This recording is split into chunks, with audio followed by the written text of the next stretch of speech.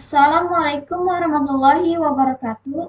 Perkenalkan, saya Novianti Rahmah dari kelas 03 SAKP 010, program studi S1 Akuntansi Universitas Pamulang. Di sini saya ingin mempresentasikan tentang peningkatan penggunaan teknologi di masa pandemi COVID-19. Seperti yang kita ketahui bahwasannya COVID-19 di Indonesia ini telah mengalami peningkatan yang sangat pesat.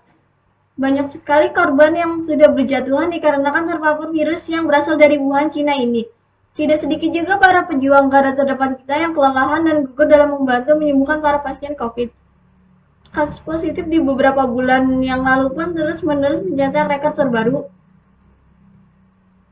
Begitu pula dengan pasien yang meninggal dunia, namun tidak sedikit pula pasien yang berhasil sembuh dari penyakit yang ganas ini. Hal ini ternyata tidak menghambat kita dalam melakukan keseharian kita dalam belajar, bekerja, berdagang, serta melakukan aktivitas lainnya walaupun hanya di rumah saja. Pendidikan di saat pandemi. Teknologi sendiri berperan sangat besar dalam membantu kita melakukan aktivitas kita sehari-hari melalui perkembangan teknologi. Berbagai aktivitas dalam kehidupan kita sehari-hari bisa kita lakukan secara daring. Kita diminta untuk tetap produktif walau hanya di rumah saja. Sudah lebih dari setahun, kita diminta untuk melakukan pembelajaran secara online. Menteri Pendidikan dan Kebudayaan Nadiem Makarim menyatakan pandemi COVID-19 menjadi momentum peningkatan pemanfaatan teknologi untuk belajar. Hal ini didukung oleh banyaknya media pembelajaran yang bisa kita akses dalam gadget kita, seperti situs belajar online, bimbel online, aplikasi yang bisa membuat kita bertatap muka secara online, dan masih banyak lagi.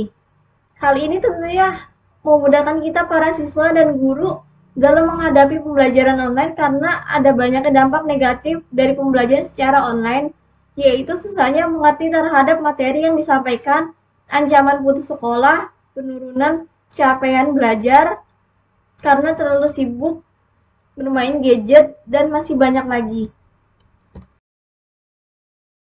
Perdagangan online selama pandemi.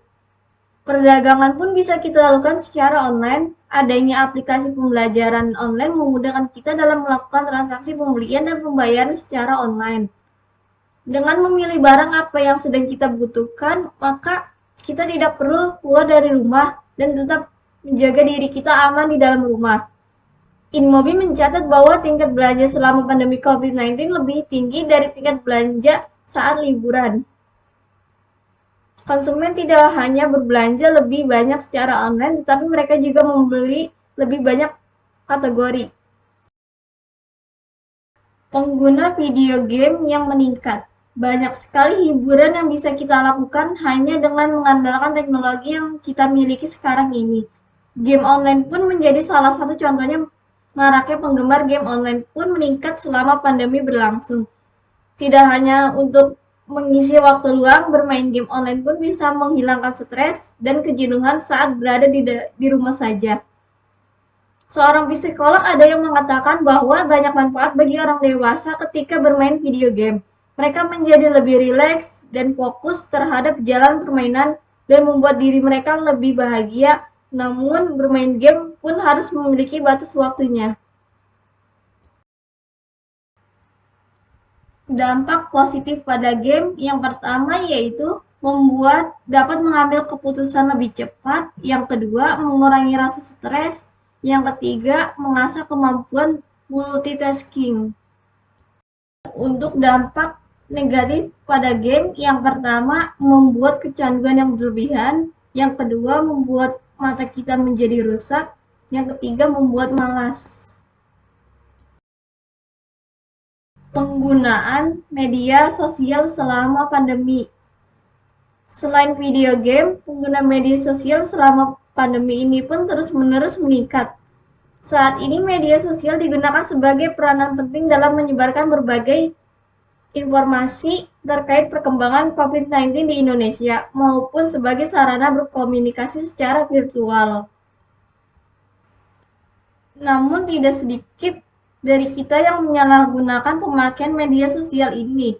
Banyak sekali berita-berita yang belum tentu benar adanya yang disebarkan oleh oknum-oknum yang tidak bertanggung jawab Dengan itu kita sendiri pun harus bisa memfilter berita yang kita baca. Jangan langsung mengambil kesimpulan dari apa yang kita dengar dan dapat, karena belum tentu semua yang kita ketahui benar terjadi adanya. Sekian dari saya, terima kasih. Wassalamualaikum warahmatullahi wabarakatuh.